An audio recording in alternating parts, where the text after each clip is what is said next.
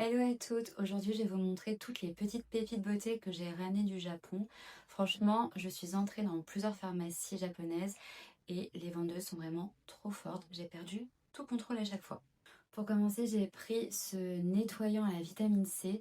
Il contient aussi des enzymes pour nettoyer les pores, apporter de l'éclat et aussi à garder une peau plus nette. J'ai pris également une lotion. En fait, j'ai pris deux produits de la même marque. Là, c'est la lotion. Elle est à base de ferment de riz. C'est la première étape après le nettoyage. Les japonaises utilisent énormément ce type de lotion pour justement réhydrater la peau, apporter l'hydratation, aider à garder la peau plus souple et donner un joli éclat au teint. Et du coup, le deuxième produit dans la même gamme, c'est l'émulsion qui équivaut à une crème hydratante, mais dans une texture beaucoup plus légère. Et en fait, elle va permettre de sceller l'hydratation apportée par la lotion en laissant la peau confortable, douce, lumineuse, sans effet gras. Vraiment, de ce que j'ai compris, l'hydratation est vraiment au cœur des routines beauté chez les japonaises. J'ai également pris ces deux sérums à base de vitamine C.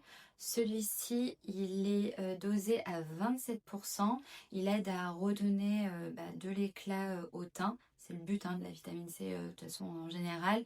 C'est uniformiser la peau, redonner de l'éclat, atténuer les petites taches pigmentaires. Voilà, donc au Japon, c'est aussi l'un des actifs les plus populaires. Et le deuxième, celui-là c'est un best-seller au Japon parce qu'il est vraiment pas cher. Et pareil, c'est un soin plus ciblé de ce que j'ai compris. Donc il s'applique plus localement sur les imperfections, sur les zones où on souhaite retrouver davantage d'uniformité. Et là on est sur une brume. Elixir, c'est une marque très connue au Japon et elle appartient au groupe Shiseido, qui est très connu mondialement et qui va permettre d'apporter de l'hydratation, un effet glow assez immédiat. Je l'ai déjà testé plusieurs fois et il est vraiment incroyable. Tous les produits d'ailleurs, j'ai commencé à les utiliser et franchement, je suis hyper contente. Évidemment, tous ceux qui sont partis au Japon savent, impossible de passer à côté de cette protection solaire japonaise. Elle est hyper connue, vraiment, vous en trouvez à tous les coins de rue. Et ce qui fait sa réputation, c'est qu'elle a une texture ultra légère. Elle, comment dire, elle s'étale comme une crème hydratante, elle colle pas et elle laisse pas de film blanc.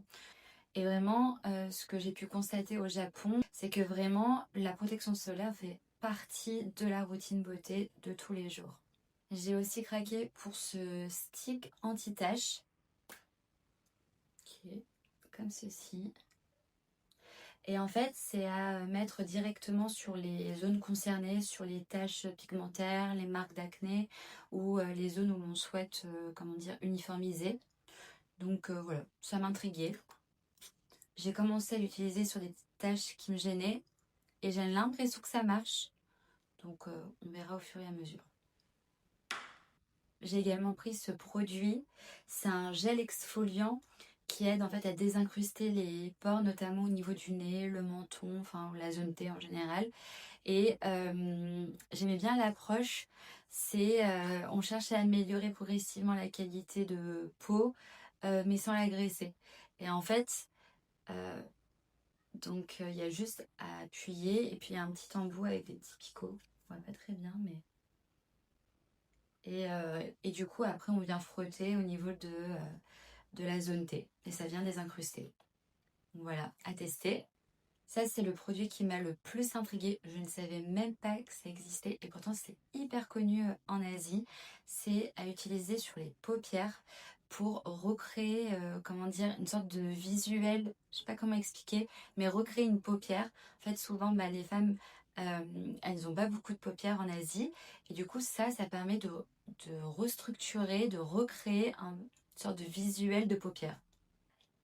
Je sais pas, j'ai voulu tester. À voir. J'ai également pris ce sérum pour les cils et les sourcils d'une marque culte au Japon. Ils font également des mascaras, enfin bref, c'est une marque très connue. Mais je l'ai surtout pris parce que au Japon, ce type de produit coûte vraiment moins cher qu'en France, alors que les compos, les formules sont hyper réputées. Ça, je l'ai su après. C'est le seul produit d'ailleurs, j'ai pris que de la marque japonaise et j'ai pris ce blush qui est une marque chinoise. Bon, je l'ai vu après malheureusement. Et en fait, j'ai adoré le packaging, le petit tambour en mousse comme ça. Voilà, j'aime bien les textures crème pour garder un petit effet frais, naturel sur la peau. Alors ça, c'est l'un des produits qui m'a le plus intriguée aussi. Ce sont des patchs relaxants au matcha. Pour les avoir testés, j'ai pas trop senti le matcha, mais par contre, c'est assez relaxant parce que ça chauffe, ça a calé au niveau des oreilles et ça vient détendre toute cette sphère-là. Ça a gardé 30-45 minutes, enfin voilà, juste avant d'aller dormir en lisant un bouquin par exemple. C'est typiquement le genre de petites innovations bien-être que je trouve trop sympa. Alors je connais le shampoing sec, mais je ne connaissais pas les lingettes de shampoing sec. Et en fait l'idée c'est de rafraîchir les racines quand on n'a pas la possibilité de se laver les cheveux ou quand on fait beaucoup de sport et qu'on passe laver les cheveux tous les jours. Voilà, pareil à tester. Bon ça du coup c'est pas du tout un produit révolutionnaire, mais j'ai trop craqué. C'est des petites houppettes Hello Kitty. Voilà, je trouvais ça trop chou.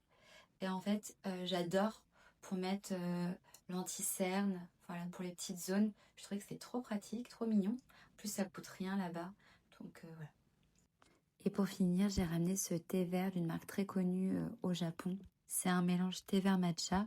D'ailleurs, en parlant du matcha, en France, j'aime pas du tout. J'ai quand même voulu tenter l'expérience au Japon. Et franchement, j'ai beaucoup plus apprécié. Alors, je suis pas du tout une fan, mais je l'ai trouvé quand même beaucoup plus doux, moins amer. Pas ce goût d'herbe, en fait, trop prononcé. Du coup, là, comme c'est mélangé avec du thé vert, le goût, il est beaucoup plus léger, équilibré. Et je trouve que c'est beaucoup plus facile à boire au quotidien. Et puis, encore une fois aussi, en termes de prix, ce genre de thé est beaucoup moins cher qu'en France. Donc, j'en ai profité pour en ramener quelques-uns. Voilà pour mes petites découvertes japonaises. J'espère que cette vidéo vous a plu. Maintenant, il ne me reste plus qu'à continuer à tester ces produits pour voir lesquels d'entre eux deviendront de vrais favoris. Je vous dis à bientôt!